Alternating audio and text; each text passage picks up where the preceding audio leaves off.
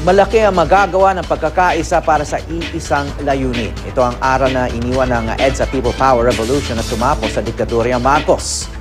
Ating pakinggan ang kwento ng ilang walang takot na lumaban noong panahon ng martial law.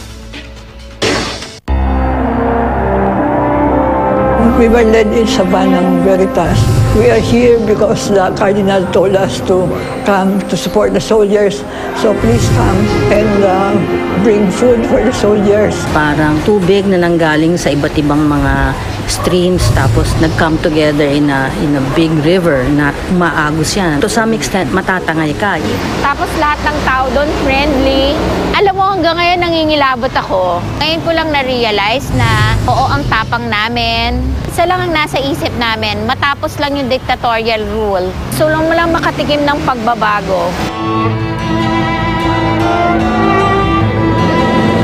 Meron daw topper na parang susugod sa amin.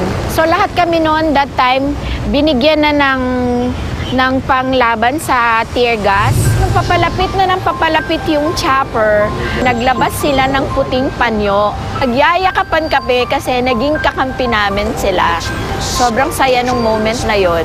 Nakita natin yung pagkakaisa ng sambayan ng Pilipino. Hindi nila inisip yung sarili nilang interes, panganib, no, sa kanilang buhay. Ang inisip nila, patalsigin na ang rehimeng Marcos. Pinlano man yun o hindi, may spontaneous effect sa mga tao.